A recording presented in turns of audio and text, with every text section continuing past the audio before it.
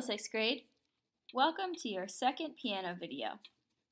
In this video, you're going to learn a little bit about something very important that you might remember from elementary school. Do you remember these guys? This guy right here is called your treble clef. A clef is that thing at the beginning of the lines of a staff that tells you what the notes for each line and space are. So here's our clef over here, our treble clef, and here is our staff. Let's figure out how many lines and spaces there are in the treble clef staff. 1 line, 2 lines, 3 lines, 4 lines, 5 lines, okay? So where a staff has 5 lines, and let's count how many spaces it has. 1, 2, 3, 4. 5 lines and 4 spaces. Okay, so now that we know that, let's move on and see what those lines and spaces are. On this piece of paper, I have drawn 2 staves. Each staff has a treble clef at the beginning. It's important to note that there's a treble clef at the beginning and not another symbol, because later we'll learn that different clefs make all of the lines and spaces into different notes. For now, though, we're going to learn what the treble clef means for us and what each line and space stands for. Let's start with our lines. Remember last time that we numbered them 1, 2, 3, 4, and 5. In elementary school, you may have learned any number of phrases to help you remember what each of the lines stands for. But here, since I love a good burger, we're going to use a phrase called every good burger deserves fries. Every good burger deserves fries. This may just look like a silly phrase, but you'll notice that the beginning letter of every word tells you what note would be on that line. The first line, every, is an E. Any note on that line is going to be an E. The second line, good, has the first letter G. Any note that's on the second line is going to be a G. The third line, burger, has a B. Any note that's on that line is a B, etc., etc. E, G, B, D, F. If you want, you can use any phrase to help you remember, but this is the one we're going to use in class. Notice how we're always going to start on the bottom line when learning what each line stands for. So if there was a note on this third line, what letter would the note be called? B. If you thought it was B, you are correct. How about the top line? If there's a note on the top line, what would it be called? F. If you thought it was an F, you are correct. Every good burger deserves fries. Say it with me. Every good burger deserves fries. All right, let's move on to the spaces. The spaces, I think, are even easier. First of all, there's only 4 of them. 1, 2, 3, 4. You'll notice that I started numbering from the bottom, just like I did with the lines. The great thing about spaces is it's only one word you have to remember. Does anyone know the word that rhymes with space that helps us remember what the spaces stand for? Well, 6th grade, space rhymes with face. So you can write the letters for the word face in the spaces. Remember to always start with the bottom when you're using these mnemonic devices. So it looks a little funny because it's upside down, but here it is. Space rhymes with face. The first space is an F, the second is an A, the third is a C, and the fourth is an E. So if there was a note in the second space, what letter would it be called? A. How about if there was a note in the third space? What letter would it be called? F, A, C. You can use both of these phrases to help you remember which line and spaces belongs to which note and what letter it's called. Now that we've learned a way to remember it, let's go on to a blank staff and see if we can figure out what notes are on each line and space.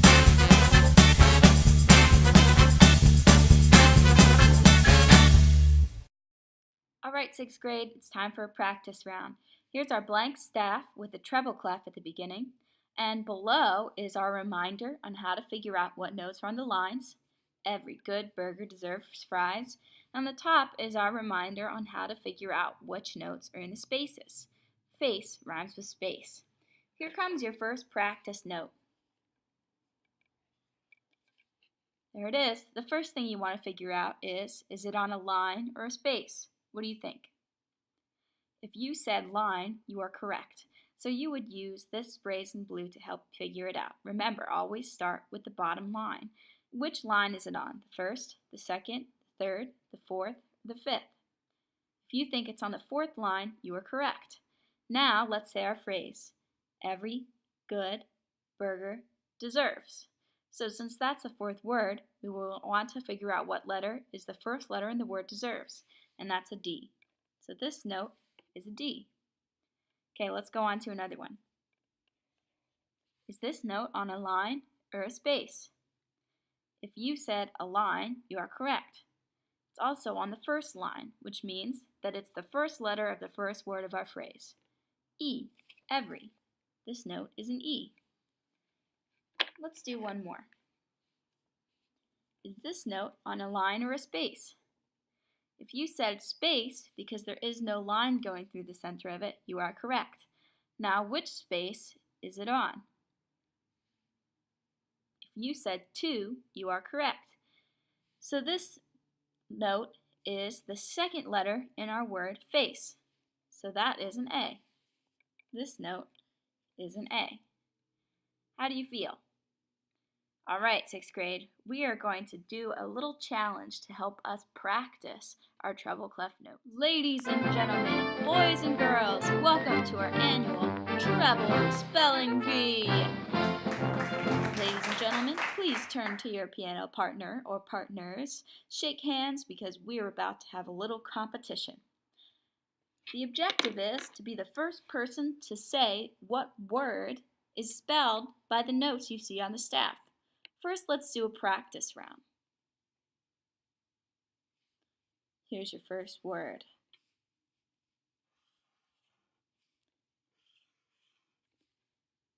You'll notice that this word has 3 letters. It's on the treble clef. Remember your phrases? Every good burger deserves fries. How about for space? F-A-C-E. Face rhymes with space. Does anyone know what word this is? We have a 4th line,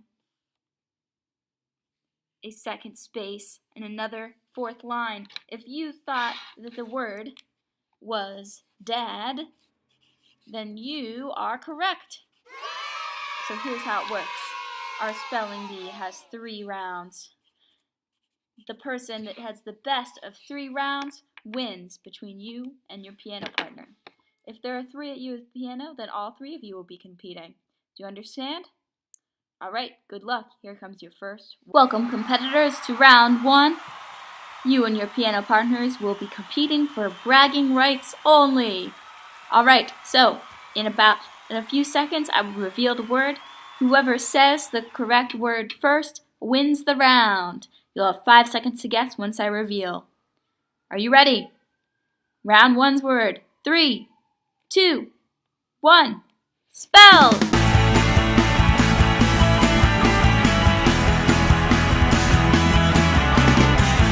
Three, 2, 1. All right, your word was feed. Feed. Do we have a winner? All right, let's move on to round 2. Round 2. Are you ready for your second word? Good luck. 3, 2, 1. Spell!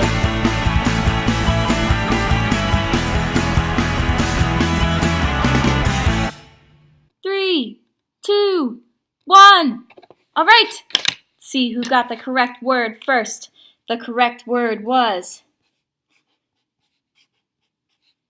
feed. Feed. Do we have another winner? All right. Round 3. All right, contestants, welcome to round 3. This is our bonus round. I bet some of you thought you already had won it, didn't you? This round is worth 2 points. which means that some of you may walk away with a tie. All right, are we ready? Round 3. 3, 2, 1, spell!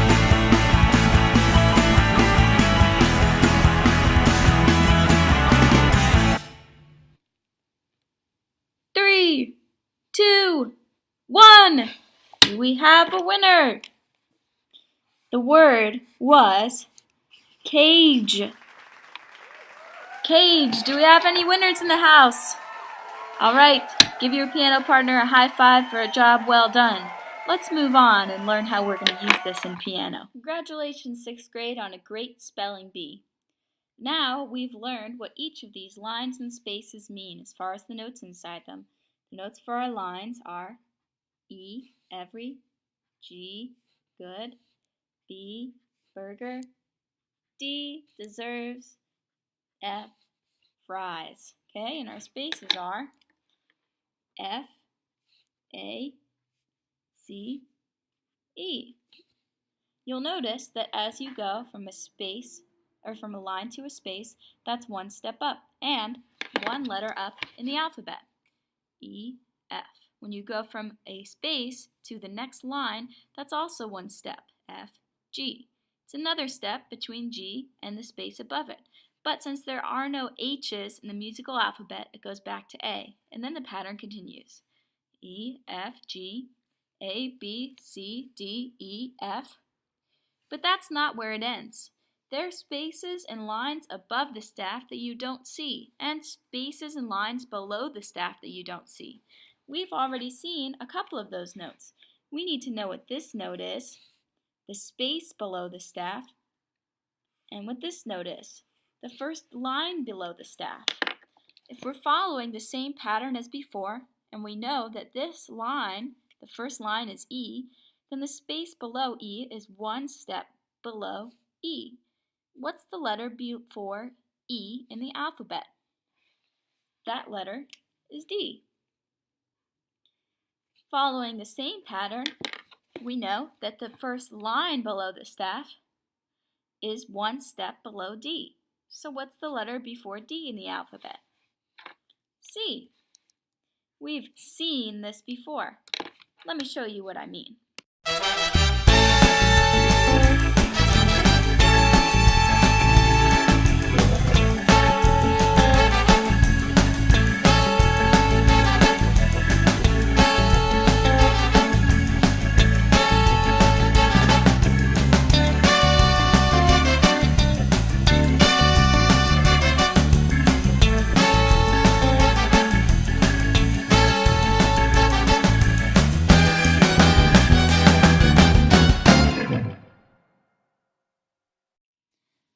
Do you remember this melody?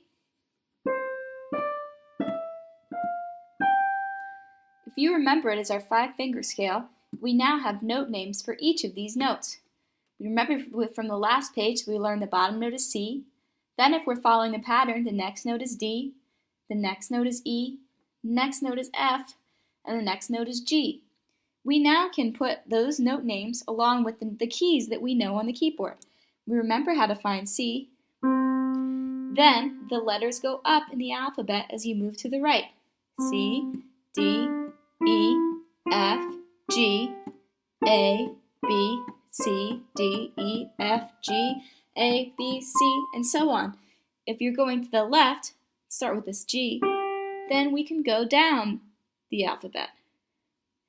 G, F, E, D, C, B, A, G. Now let's take what we learned last time with this 5-finger scale and let's put it in a new place. Here's your new 5-finger scale. It's on a new note. You can figure out where to put your fingers by using the letter names that we worked on earlier.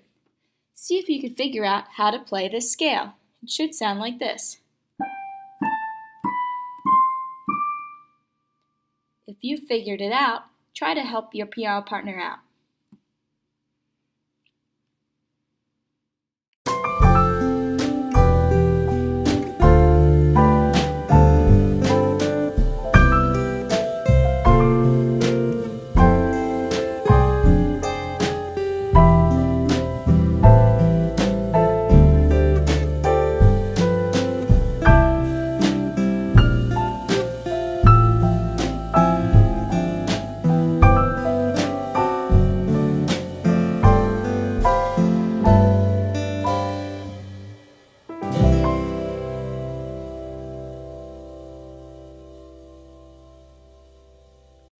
Did you figure out that the last five-finger scale started with your thumb on G? G, A, B, C, D. If you did, then you're correct, and give someone a high five. Great job. For your daily skill, I'm going to give you a treble clef melody that does not start on C. You're going to have to use what you've learned today about figuring out note names to find out how to play the melody. Best of luck to you. You may use your piano partner to help you out. I'll give you a couple minutes to practice on your own, then I'll come around and start giving you your daily grade. Best of luck to you.